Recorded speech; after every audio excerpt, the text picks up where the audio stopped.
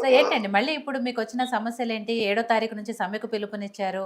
ఏం జరగబోతోంది? ప్రభుత్వం ఎందుకు చర్చలకు పిలవట్లేదు అనుకుంటున్నారు? అంటే యాక్చువల్‌గా మేడం ప్రభుత్వం మేనిఫెస్టో పెట్టిన ఏ అంశాన్ని కూడా పూర్తి స్థాయిలో పరిష్కరించలే. అంటే గతం కన్నా కొద్దిగా మెరుగే. కానీ ప్రభుత్వానికి ఆర్థికపరమైన ఇబ్బందులు లేని అంశాలపైన కూడా దృష్టి కేంద్రీకరిస్తలేదు. మరి కారణాలు ఏమైనా ఉండొచ్చు. హ్మ్. ఒకవేళ ఆర్థికపరమైన ఇబ్బంది ఉంది, ప్రభుత్వంలో దగ్గర డబ్బులు లేవన్నప్పుడు కొంత యూనియన్‌లో కూడా మేము కూడా అర్థం చేసుకునే పరిస్థితి ఉంటది. ఓకే. కానీ ఆర్థికపర ప్రభుత్వంలో విలీనం ఉన్న అంశం ఉంది ఉదాహరణకు. అది ప్రధానమైన డిమాండ్ కార్మికులది. అవును. ఆ రోజు 34 మంది చనిపోవడం జరిగింది. హ్మ్. ఇలా అది ఒక ఎలాంటి రూపాయి కూడా ఇబ్బంది పడదు. విలీనంకు ఒక అపాయింట్మెంట్ డేట్ ప్రకటిస్తే అయిపోతుంది అది. అదేవిధంగా ఒకవేళ కార్మికులు ఏం కోరుతున్నారు, యూనియన్లు కావాలి మాకు ఇప్పుడు ప్రతి ఊర్లో ఒక చిన్న సమస్య వస్తే ఒక పార్టీకి సంబంధించిన పెడతారు, ఎవరో ఉంటారు, వాళ్ళ సమస్యలు చెప్పుకుంటారు, మండల ఆఫీస్ కోవడానికి ఇవన్నీ ఉంటాయి. కానీ ఇలా ఇప్పటివరకు కూడా యూనియన్ల పునరుద్ధరణ జరగలేదు. దానికి రూపాయి కూడా ఖర్చు అయింది. అంటే కేవలము ఎన్నికల మేనిఫెస్టో పెట్టి ఇప్పుడు మా సోదరుడు కాంగ్రెస్ పార్టీ నేను ఎప్పుడు చూసినా ఈ పేరు కార్తీక్ అని విన్నా కానీ నేను మా ప్రభుత్వాన్ని బదనాం చేస్తున్నామా అని ఎవరినో కండక్టర్ అన్నాడు. కానీ మేము ప్రభుత్వాన్ని బదనాం చేయలేదు. మేము ప్రభుత్వం తెచ్చలో మాది కీలక పాత్ర ఉంది. మేము టికెట్ ఇచ్చినప్పుడు ప్రతిసారి టికెట్ ఇచ్చినప్పుడు జై కాంగ్రెస్ అన్నాం మేము. ఆ రోజు 2004లో చంద్రబాబును గద్దె దింపడానికి కూడా ఆర్టీసీ కార్మికుల ప్రధాన కారణం. మొన్న కేసీఆర్ ను గద్దె దింపడంలో ఆ విషయాన్ని కార్తిక్ గారు కూడా యాక్సెప్ట్ చేశారు. ఏదైతే ఆయన ఒక బస్ నెంబర్ చెప్పారో ఆ బస్ లో ఆ రోజు చేసిన కండక్టర్ గురించి మాత్రం ఆయన ప్రస్తావించారు. ఒక సమ్మెకు సంబంధించిన ఒక పెద్ద సబ్జెక్ట్ మీద ఇక్కడ డిస్కషన్ నడుస్తుంది. నడుస్తున్నప్పుడు 20,000 మంది కండక్టర్లు రండి, అక్కడ జరిగిన సంఘటన ఏముంది, ఏ లేడీ కండక్టర్ కూడా నువ్వు ఎవరు రాని అన్నారు. ఎందుకంటే ఉదాహరణ చెప్తున్నా, నా స్ట్రక్చర్ చూసేది ఉండే అని అన్నాడు తమ్ముడు. మేము డ్యూటీ ఎక్కినాక ఎట్లుంటే మా స్ట్రక్చర్ మేము మర్చిపోతాం. ఎందుకంటే అంత ఒక 100 మందికి ఉత్సాహించాలి మహాలక్ష్మి టికెట్ అంటే. అంటే మేము ఎట్లున్నామో మహిళా కండక్టర్ కానీ జెంట్ కండక్టర్ మేము ఎట్లున్నామో మాకే తెలియదు. మా సెట్ ఏముంటది, మా అంటే టికెట్లు ఇవ్వాలి. నేనేమంటున్నా, నిజంగా మా మహాలక్ష్మి తెచ్చిండ్రు. ఇలా ప్రభుత్వానికి బ్రహ్మాండమైన పేరు వచ్చింది మహాలక్ష్మి. ఎన్ని ఈ 1.5 year లో మీరు ఎన్ని స్కీమ్లు వచ్చారో దీనికి కొంచెం మంచి పేరు ఎక్కడ రాలేదు. మీరు దీనికి ఒక విధానం తీసుకురండి. ఒక కార్డు, ఆధార్ కార్డు అవసరం లేదు, ఈ కార్డు పలానా కార్డు, ఏది ఫ్రీ పాస్ కార్డు, అట్లా ఒక విధానం తీసుకుని రండి. కొంతమంది ఆధార్ మీరు చూసిన లేడీ ప్యాసింజర్ ఆధార్ కార్డు చూపమంటే ఒక కండక్టర్ గెలబట్టుకుని కొట్టేది. ఇప్పుడు ఇవన్నీ ఉంటాయి. ఇప్పుడు ఒక విధి నిర్వహణ జరుగుతున్నప్పుడు కొన్ని ఉంటాయి. దాని అలా సమ్మె లెవెల్ డిస్కషన్ అవుతున్నప్పుడు చర్చించిన అవసరం లేదని నేను భావిస్తున్నా. ఇంకో విషయం చెప్పిండు, 15,000 ఉద్యోగాలు భర్తీ అవుతున్నాయని. 3,000 ఉద్యోగాలకు శాంక్షన్ ఇచ్చి 1 year అవుతుంది. ఇంతవరకు దానికి సంబంధించిన నోటిఫికేషన్ స్టార్ట్ అయ్యింది. ఇలా కార్మికులు ఒక పెద్ద ఆశతో తీసుకొచ్చారు కాంగ్రెస్ పార్టీని. అంటే మామూలు అంటే మేము క్రష్ అయి ఉన్నాము, మాకు వీళ్ళైతే మమ్మల్ని విముక్తులు చేస్తారు. అక్కడ ఈ తెలంగాణ నుంచి కొట్లాడితే కేసీఆర్ మోసం చేసిండు. కనీసం కాంగ్రెస్ పార్టీ అంటే మాకు, ఎందుకంటే మాకు ముందు నుంచి కూడా కాంగ్రెస్ పార్టీతో సంబంధాలు ఉంటాయి. కానీ అది ఉద్యమం తర్వాత కేఆర్ఎస్ వైపు ఆర్టీసీ కార్మికులు ముగ్గురు. ఎందుకంటే తెలంగాణ ఒక ప్రధానమైన ఒక డిమాండ్ మీద తెలంగాణ ఉద్యమంలో పార్టిసిపేట్ కావడం, అది తెలంగాణ రావడం ప్రధాన పాత్ర ఆర్టీసీ కార్మికులు. అయితే ఈ సమస్యలు ఉన్నాయి. సమస్యలు లేక సమ్మె చేయాల్సిన పరిస్థితి అనివార్యంగా ఉంది. ఎందుకంటే ప్రభుత్వం చిన్న విషయాలకు కార్మికులను వేధింపు చర్యలు, చిన్న విషయాలకు కూడా కార్మికులు ఎవరు చెప్పుకోలేని పరిస్థితిలో ఉన్నారు. దాదాపు రిక్రూట్మెంట్ 13,000 మంది రిక్రూట్మెంట్ కూడా ఇంకా మేము కిలోమీటర్లు పెరిగినాయి. అంటే 13,000 మంది ఉద్యోగులు తగ్గినాక కూడా రోజువారీ కిలోమీటర్లు పెరిగినాయి. అదే విధంగా ఈ ప్రస్తుత పరిస్థితిలో వీళ్ళు ఏదైతే సమ్మె నోటీస్ ఇచ్చారో అది ఇది ఇచ్చిన విధానం కరెక్ట్ కాదు. అన్ని సంఘాలను కలుపుకోవాల్సిన అవసరం ఉండే. ఎవరికి తెలియకుండా ఏకపక్షంగా 3 సమ్మె, ఆర్టీసీ చరిత్రలో 3 సమ్మె నోటీసులు అనేది ఇక్కడ లేదు. ఇది జనవరి 27కు ఒక సమ్మె నోటీసు, మార్చి ఒక సమ్మె నోటీసు, ఏప్రిల్ మే 7 తారీఖు అన్నది వాళ్ళు సమ్మెకు పిలిపించారు. మేమేమన్నా మాత్రం చర్చలకు వచ్చారు. మేమేం చెప్తున్నాం, దాదాపు 5 సంవత్సరాలు డిపోలో కమిటీలు లేవు. ఆ కార్మికులకు ఒక నాయకుడు ఉండాలి. సమ్మె జరగాలంటే నాయకుడు ఉండాలి. పెద్ద ఒక యుద్ధం ఇది. యుద్ధం జరగాలంటే మనం ఒక సైన్యం ఉంది. సైన్య నాయకుడు లేడు డిపోలో. అందరం కలవాలి, అన్ని డిపోలు తిరగాలి. తిరిగి మనం ఒక కమిటీలు ఏర్పాటు చేసుకొని అప్పుడు మనం సమ్మె వరకు వెళ్ళాలి. కానీ ఏకపక్ష నిర్ణయాలు తీసుకొని మేము సమ్మె అంటే పిలిపిస్తే కార్మికులందరూ కలుస్తారు అని ఒక భ్రమల ఇచ్చి ఇలా సమ్మె వచ్చేసి అబాస్పాలయ్యే పరిస్థితి తీసుకొని వచ్చారు. ఇలా ప్రభుత్వం ఎందుకు పిలవదండి? నీకు నిజంగా బలం ఉంటే ప్రభుత్వం చర్చలకు ఎందుకు పిలవదండి? తెలుస్తుంది కదా నీ బలం ఏందో, అక్కడ ఇచ్చే సంఘాల బలం ఏందో ఇచ్చిన నాయకులకు తెలుసు, ప్రభుత్వానికి తెలుసు, యాజమాన్యానికి తెలుసు.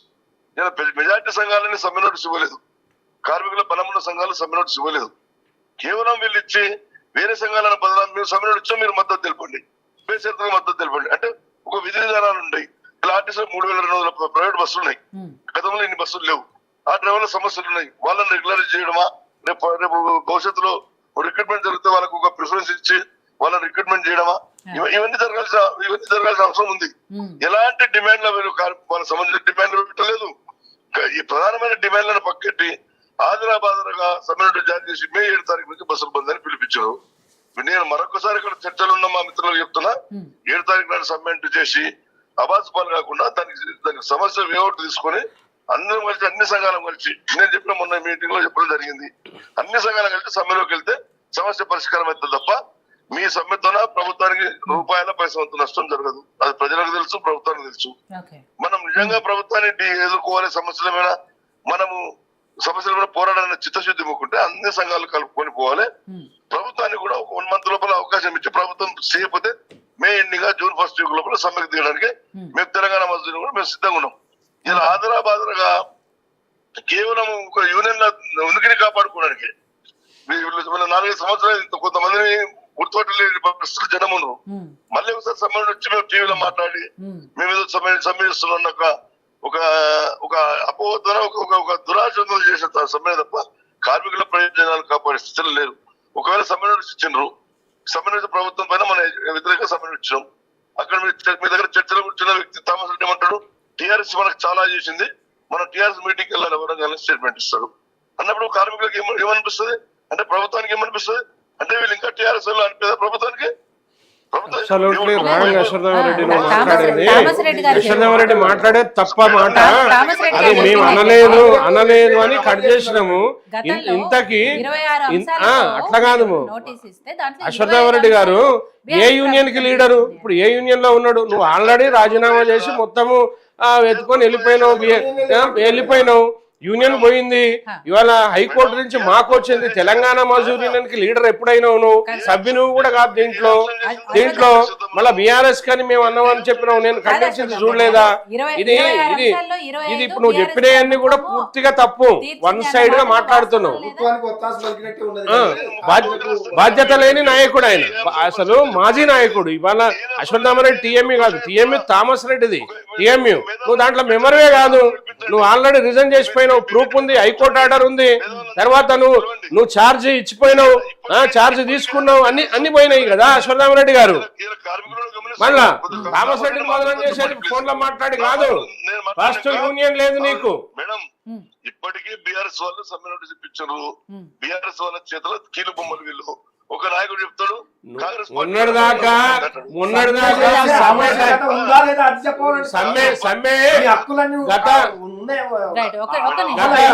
గత సమ్మెలో 33 మంది, గత సమ్మెలో ఆనాడుతో అంటగాగింది ఎవరు?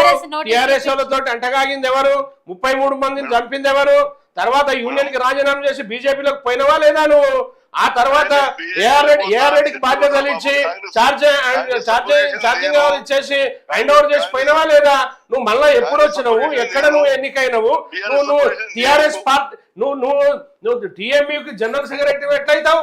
మాజీ నాయకుని నువ్వు, మా మాజీ నాయకుని అప్పుడు. అంతేగాని ఇవాళ కాదు కదా. నువ్వు మళ్ళా ఎట్లా చలామణి అవుతున్నావు? జేఏసీ లేదని జేఏసీ నాయకుడు అంటున్నావు. చెప్పుకునే మాటల్లో ఉండాలి యశ్వంతరామరెడ్డి అన్న చెప్తున్నా నేను. వట్టి మాటలు అనవసరంగా దొరికిందని మాట్లాడొద్దట. Union belongs to Thomas Reddy only. ఇవన్నీ పక్కన పెట్టండి. సరే, యూనియన్ లో మీకు మధ్యన సమస్యలు మీరు ఎప్పుడైనా తీర్చుకోవచ్చు, అది పెద్ద విషయం. నేను అదే అడుగుతున్నాను. ఇప్పుడు ఆర్టీసీలో ఉన్న పరిస్థితుల్లో సమ్మె చేసే అవసరం ఉందా లేదా? అది బీఆర్ఎస్ వాళ్ళు ఇప్పించిరా, ఇంకో యూనియన్ వాళ్ళు ఇప్పించిరా అనేది పక్కన పెడితే సమ్మెకు పిలుపునిచ్చేంత సమస్యలు ఆర్టీసీలో ఉన్నాయా లేదా? పిలిచే అవసరం ఉందా లేదా? 2 అంశాలు సారండి సమ్మె చేయడానికి. ప్రభుత్వంలో విలీనం, యూనియన్ల పునరుద్ధరణ 2 అంశాలు సారండి సమ్మె చేయడానికి. కండక్టర్ ఉద్యోగ భద్రత, ఇదే థామస్ రెడ్డి గారు పువ్వాడ అజయ్ కుమార్ ఉద్యోగ భద్రత తీసుకొచ్చిండు. ఎంత మంచిగా ఉంది ఆయన చెప్పమనండి. కండక్టర్ ఉడతాడైంది ఈయన ఇచ్చిన అగ్రిమెంట్. అదే విధంగా కాంట్రాక్ట్ ఉద్యోగులు నియమించారు చనిపోయిన పిల్లల ఉద్యోగాలను. మనం అందరూ రెగ్యులర్ గా చేయాలి. చాలా అంశాలు సమ్మె చేయాలని అవసరం ఉన్నాయి కదా. మరి మీలాంటి వాళ్ళందరూ కలిసి మాట్లాడుకొని వెళ్ళాలి కదా, సమ్మెకి వెళ్ళాలి కదా. సమ్మె కాకపోయినా ప్రజలు ప్రభుత్వంతో చర్చలకు వెళ్ళాలి కదా. పిలవడం జరిగింది, భోజనం పెట్టి వీళ్ళ సమస్యలన్నీ పరిష్కరించి ఒక్కడి తప్ప అన్ని సమస్యలు పరిష్కరించి చేసినప్పుడు ఈ 14 నెలల్లో వీళ్ళు ఫ్రీ బస్ పెట్టారు. మరి ఎన్ని ఇబ్బందులు ఉన్నాయి, ఏ బాధ ఉన్నాయి, ఏ కష్టాలు ఉన్నాయి, ఒకసారైనా పిలిచి మాట్లాడచ్చు. ఏ కార్మికులను పిలిచా ఆయన ఇప్పుడు కాంగ్రెస్ సపోర్ట్ చేస్తున్నాడు, కాంగ్రెస్ ఎమ్మెల్సీ కావాలని తిరుగుతున్నాడు, అందుకే వీళ్ళని వద్దు అంటున్నాడు. అది జరుగుతున్నది. అశ్వత్థామరెడ్డి అన్న లాస్ట్ టైం జేఏసీలో ముగ్గురు కలిసి 7 యూనియన్లను పక్క పెట్టి ముగ్గురుతో జేఏసీ అని మాట్లాడినావు. ముగ్గురు జేఏసీ అని చెప్పి మాట్లాడినావు లాస్ట్ టైం. 3 యూనియన్లు జేఏసీ అన్నారు. నిన్ననే కదా నీ దగ్గరికి వచ్చి మా వాళ్ళు నలుగురు వచ్చి మాట్లాడారు కదా అన్న, నలుగురు వచ్చి మాట్లాడారు కదా. ఏముంది నీ దగ్గర? యూనియన్లు లేవు, కల్పలేదు అని చెప్పి తప్పులు మీడియా సాక్షిగా అది సరైన పంత కాదు నీది. మేడం చెప్పండి. 34 మంది చనిపోయినా కూడా 34 మంది చనిపోయినా కూడా బీఆర్ఎస్ మీటింగ్ తరలి వెళ్దాం. 20 సమస్యలు ఏ పరిస్థితి నేను చెప్తున్నా, నేను ఇవ్వలేదని చెప్పినా ఖండించిన నువ్వు నీ వల్ల నీ మూర్ఖత్వంతో 33 మంది చచ్చిపోయినరు. వాళ్ళని చూడలే, నువ్వు కేవలం లబ్ధి పొంది ఆ పార్టీలో బీఆర్ఎస్ పార్టీలో ఆ తర్వాత రాజీనామా చేసి నువ్వు వేరే పార్టీలోకి వెళ్ళిపోయావు. యూనియన్ కి రాజీనామా చేసినావు, ఉద్యోగానికి రాజీనామా చేసినావు. ఇంకా మాట్లాడడానికి ఉండాలి, కొంచెం విలువలు ఉండాలి. అశ్వత్థామరెడ్డి గారు విలువలేని మాటలు మాట్లాడొద్దండి. థామస్ రెడ్డి మొదటి నుంచి కూడా కార్మిక వర్గంలో ఉన్నా 5 ఏళ్ళు నువ్వు పారిపోతే నేను వర్కర్లను పట్టుకొని ఇవాళ యూనియన్ చేతుల్లో పెట్టుకొని పనిచేస్తున్న వర్కర్ల కోసం, కార్మికుల కోసం, పార్టీల కోసం కాదు. నేను పార్టీ సభ్యత్వాలు లేవు నాకు నీలాగా. నువ్వు ఇవాళ ఆర్టీసీని ముంచి టీఎంఈ పైసలన్నీ పట్టుకొని పోయి యూనియన్ కడతా అని చెప్పి యూనియన్ కడతా అని చెప్పి డబ్బులు తీసుకుపోయి కోట్ల రూపాయలు బిజినెస్ చేసుకుంటున్నావు. ఇలా ఎక్కడి నుంచి వచ్చినాయి నీకు ఇవన్నీ తర్వాత చూస్తాం మేము. ఇక్కడ ఇది సందర్భం కాదు, నువ్వు అనవసరంగా జోక్యం చేసుకున్నావు కాబట్టి అంటున్నా. నేను ఎప్పుడు కూడా అనలే, రేపటి నుంచి అంట. ఇప్పటి నుంచి టీఎంయూ అని నువ్వు అంటే నేను లీగల్ గా యాక్షన్ తీసుకుంటాం, పోలీస్ స్టేషన్ లో పెడతా. అశ్వత్థామరెడ్డి గారు గ్యారంటీగా రేపటి నుంచి నీ మీద గౌరవం, పాత నాయకుడని గౌరవం నాకు ఇప్పటిదాకా ఉండే. నువ్వు ఇట్లాంటివి మాట్లాడొద్దు, ఇప్పటి నుంచి కూడా అర్థం చేసుకో. నువ్వు పెద్దన్నగానే చెప్తున్నా, నాకు పెద్దన్నగానే నేను చెప్తున్నా అశ్వత్థామరెడ్డి అన్న, నువ్వు అది కరెక్ట్ కాదు, నీ స్టేట్మెంట్ తప్పని చెప్పు. నువ్వు పెట్టినావు తాకట్టు, మేము కాదు. మేము వీరోచితమైన నిర్ణయం తీసుకొని చేస్తున్నాం. యూనియన్ల మధ్య చిన్న పంచాయతీలు ఉంటాయి, అది మీ ఇంటి సమస్య, ఎప్పుడైనా తెచ్చుకోవచ్చు, అది మాట్లాడుకోవచ్చు. ఇక్కడ అల్టిమేట్ గా అందరూ కలిసికట్టుగా ప్రభుత్వంతో చర్చలు జరపాలి. ఒక విషయం అయితే ఇదే థామస్ రెడ్డి గారు స్టార్టింగ్ లో మాట్లాడుతూ ఒక మాట కూడా అన్నారు, గత ప్రభుత్వం చేయలేదు కాబట్టి మేము అందరం కలిసి కాంగ్రెస్ ప్రభుత్వాన్ని అధికారంలోకి తీసుకొచ్చామనే మాట కూడా అన్నారు ఆయన. అన్నాడు కదా. మరి 25 అంశాలు ఏవి పరిష్కరించారు మేడం? అశ్వత్థామరెడ్డి ఇప్పటికైనా రండి, అందరం కలిసి పోరాటం చేద్దాం సమస్యల మీద. మేడం గారు చెప్పండి. మీరు ఇక్కడనే దయచేసి కొద్దిగా పాయింట్ అవుట్ చేసుకోండి. థామస్ గారే అన్నారు ప్రభుత్వం చేయలేదు, మేము కాంగ్రెస్ సపోర్ట్ చేసామన్నారు. కాంగ్రెస్ సపోర్ట్ చేయలేదు, నేను తర్వాత మాట్లాడతా. ఆయన కాంగ్రెస్ సపోర్ట్ చేయలేదు అన్నాడు, కూడా బీఆర్ఎస్ కే చేసిండు. అది పక్కేటండి, ఎవరు వ్యక్తిగత అభిప్రాయాలు. మీ ఇంటర్వ్యూలో చెప్పిండు కదా, మీ డిబేట్ లో చెప్పిండు కదా, 26 అంశాలకు కానీ 25 పరిష్కరించబడ్డాయి అన్నాడు కదా. ఏ ఒక్క అంశం పరిష్కరించబడి దయచేసి నువ్వు పెట్టిందే డిమాండ్. ఆ రోజు జేఏసీగా నువ్వు పెట్టిన డిమాండే 26 సమస్యల్లో 25 ఒక్కటి మెర్జర్ తప్ప 25 చేసిండు. మెర్జర్ కూడా మొండికేసినా గానీ లాస్ట్ కు చేస్తా అని ముందుకు వచ్చిండు, అయినా కాలేదు. కాబట్టే ఈ ప్రభుత్వము మేనిఫెస్టోలో పెట్టింది కాబట్టి మేము అన్నీ అడుగుతున్నామని నేను చెప్తున్నా అశ్వత్థామరెడ్డి గారు. ఒక్క నిమిషం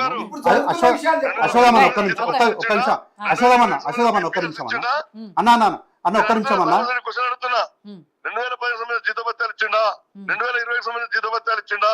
ఉద్యోగ భద్రత సర్కార్ ఇచ్చిండా? చనిపోయిన ఉద్యోగ పిల్లలకు ఉద్యోగాలు ఇచ్చిండా? చెప్పండి, ఏమిచ్చాడు? కొత్త బస్సులు ఏం చేసినావు నువ్వు జనరల్ సెక్రటరీగా? ఆనాటి జనరల్ సెక్రటరీ అంతగా ఏం చేసినావు నువ్వే కదా అంతగాగింది ఆనాడు. మేడం వీళ్ళు అప్పటి నుంచి మేనిఫెస్టో అంటారు. మేనిఫెస్టోలో ఏం చెప్పినాం మేడం? ఆర్టీసీ కార్మికులను ప్రభుత్వంలో విలీన ప్రక్రియ పూర్తి చేసి 2 పిఆర్సీ బకాయిలను చెల్లిస్తాము. వచ్చే పిఆర్సీ లోకి టీఆర్సీ కార్మికులను చేరుస్తాం అన్నా. లే ఒక్కటే పాయింట్ అన్న, మన మేనిఫెస్టో అన్నారు కాబట్టి చెప్తున్నా. అయితే దానికి ఎంత టైం పడుతుంది దానికి ఎంత టైం పడుతుంది అని అది చెప్పారు కదా అన్న చెప్పి 15 నెలలు అయింది. పిఆర్సీలు ఇవ్వడానికి నిధుల వ్యవస్థ ఎట్లుందో మీకు తెలుసు. గత నాయకుడు ఏం చేసిండో నాకన్నా మీకు ప్రత్యేకంగా మీకు చాలా దగ్గర. అయితే ఆర్టీసీ బస్సులను ఆధునీకరిస్తామన్నా. రోడ్డు పైన ఉన్నటువంటి ఈవీ బస్సులు కొత్తవి కాదా మేడం? ఏంటది కొత్తవి కావా? ఆర్టీసీ యూనియన్ పునరుద్ధరిస్తామని చెప్పినాం. ఇంతకు మించి మా మేనిఫెస్టోలో ఏం చెప్పినాం వీళ్ళకు? ఏం చెప్పినాం మేడం వీళ్ళకు?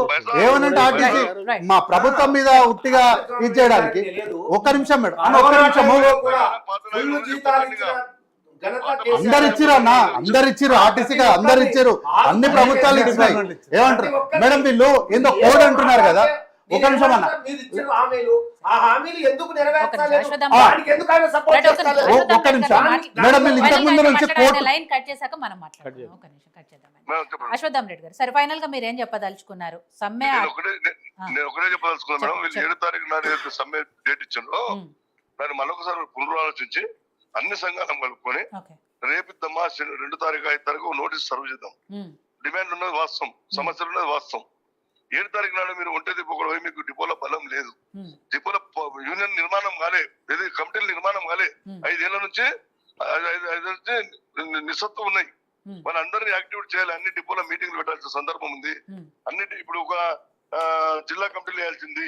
ఇవన్నీ కొద్దిగా దశల వారికి వేసుకుంటూ ఒక 1 మంత్ టైం తీసుకుంటే కరెక్ట్ 41 రోజులు సమ్మె టైం ఉంటుంది. అందుకని ఈ సమ్మె నోటీస్ అనేది 7 తారీఖు నాడు సమ్మె ఏకపక్షంగా నిర్ణయించి నాకు 20 తారీఖు నాడు ఆహ్వానం. వాళ్ళు నిర్ణయించినప్పుడు 6 తారీఖు నాడు నిర్ణయించారు. ఏ సంఘంలో ఉన్నారు? ఏ గ్రూప్ 6 తారీఖు నాడు నిర్ణయించారు. కేవలం మళ్ళొకసారి కార్మికుల్లో, ప్రభుత్వంలో, యాజమాన్యంలో అబాస్ పాలు కావడానికి సమ్మె డేట్ ప్రకటించింది. సమ్మె జరిగే అవకాశాలు చాలా తక్కువ ఉన్నాయి. 100% తక్కువ ఉన్నాయి. కాబట్టి ఇప్పటికైనా మంచిదే కదా, ఇప్పటికైనా ఆలోచించి మంచిదే. చర్చలకు పిలిచి ప్రభుత్వం చేస్తే మంచిదే మేడం.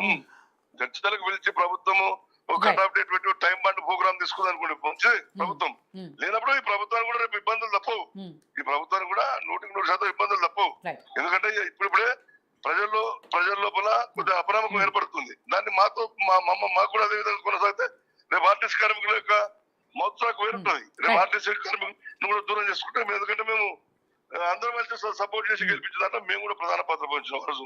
ఎన్నికల కన్నా ముందే మేము భారతీయ జనతా పార్టీకి రాజీనామా చేసి కాంగ్రెస్ పార్టీకి మద్దతు ప్రకటించాం. ఈ థామస్ రెడ్డి దగ్గర నేను ఎక్కడో మళ్ళీ బీఆర్ఎస్ మద్దతు ప్రకటించలే. కవిత కాళ్ళు మొక్కి అందరి కాళ్ళ హరీష్ రావు, కేసీఆర్ అందరి కాళ్ళు మొక్కే సంస్కృతి నీకుంది. నా మీద ఎందుకు నువ్వు రాజీనామా చేసిపోయినా మళ్ళీ ఎందుకు మాట్లాడుతున్నావు? ఆర్టీసీ గురించి మళ్ళీ ఎందుకు మాట్లాడుతున్నావు? ఎమ్మెల్సీ కోసమా? మళ్ళా కాకా పట్టదందుక అలవాటైంది. మీరు పనిచేసిన థామస్ గారు పనిచేసిన ఆర్టీసీ సంస్థ గురించే పనిచేస్తున్నారు కాబట్టి మాట్లాడదాము. పర్సనల్ గా ఏమైనా ఉంటే మీరు కూర్చొని మాట్లాడుకోండి. 34 మంది చనిపోయినా 6 నెలలకే మున్సిపల్ ఎలక్షన్ లో చేసుకోవట్లేదు. 34 మంది చనిపోయిన 6 నెలలకి. అదే అండి, సరే అవి మీరు థామస్ గారితో కూర్చొని మాట్లాడుకోండి. అది వేరే విషయాలు. థ్యాంక్ యూ అశ్వత్థామ రెడ్డి గారు కాల్ చేసి. Thank you so much madam. వీళ్ళు ఇంతకు ఫైనల్ గా మీరు ఏం చెప్పదలుచుకున్నారు? సరే, ప్రభుత్వం May 7 లోపల చర్చలకు పిలిస్తే ఓకే, వాళ్ళు ఏం మాట్లాడతారు, మీ డిమాండ్స్ ఏంటి, ఆ డిమాండ్స్ ని వాళ్ళు ఎంతవరకు యాక్సెప్ట్ చేస్తారు, ఇవన్నీ ఒకే ఎత్తు. ఇన్ కేస్ వాళ్ళ చర్చకు పిలవకపోతే మీ నెక్స్ట్ భవిష్యత్తు ప్రణాళిక ఏంటి? మేము ప్రభుత్వం చర్చలకు పిలుస్తుందన్న ఆశాభావంలో ఉన్నాం. ముఖ్యమంత్రి మీద కూడా ఒక నమ్మకం పెట్టుకున్నాం. ఇంతమందికి ఇన్ని చేస్తా, మాది ప్రజాప్రభుత్వము, పాలన ప్రభుత్వం అంటున్నారు కాబట్టి పిలుస్తారనేది ఉంది. మాకు ఇబ్బందులు ఉన్నాయి కాబట్టి మేమంతా సమ్మె నోటీస్ ఇవ్వాల్సి వచ్చింది. పార్టీ మీదనో ముఖ్యమంత్రి మీదనో మాకు కోపతాపాలు లేవు. మా ఈ జెన్యూన్ సమస్యల మీద ఇచ్చినాము. దాంట్లో ప్రధానంగా ఇవాళ మీరు చెప్పారు కదా, ఒకటి మనకి మహాలక్ష్మి పథకాన్ని మేము ఆశీర్వదించడం, తీసుకున్నాం. 48 గంటల్లో సక్సెస్ చేసినాం. ప్రభుత్వానికి ఎనలేని ఇమేజ్ని ఇప్పించినాం. దాంతో మా కార్మికులు తన్నులు తిన్నారు, దెబ్బలు తిన్నారు, టీవీలో వచ్చినాయి, సస్పెండ్లు రిమూవ్ అయినా మేము చేసినాం. ఆడపిల్లలకు చేస్తానికి ఇప్పటికి కూడా ఇంకా ఉన్నాం. కానీ సాలినన్ని బస్సులు పెట్టకపోవడం వల్ల ఈ కొట్లాటలు పంచాయతీలు అవుతున్నాయి. రెండోది, ఒకే దాంట్లో ఆ 0 టికెట్ ఈ టికెట్ అనే బటన్ ఉండడం వల్ల అది కన్ఫ్యూజ్ అయ్యి 100 మందికి టికెట్లు ఇచ్చి ఒక టికెట్ మిస్ కొట్టడం వల్ల సస్పెండ్ ఉద్యోగాలు పోతున్నాయి. దానికోసం మేమేం చెప్పినామంటే ఈ సమ్మె నోటీస్లో మీరు మహిళలకి ఎక్స్ప్రెస్లు బాగా పెంచండి, సరిపోయాయని పెంచండి. అవసరమైతే వాళ్ళకి ఫ్రీ మహిళా బస్సులను పెట్టండి. మగవాళ్ళకు కూడా సీట్లు దొరికేటట్టు వేరే బస్సులు పెట్టండి. మేము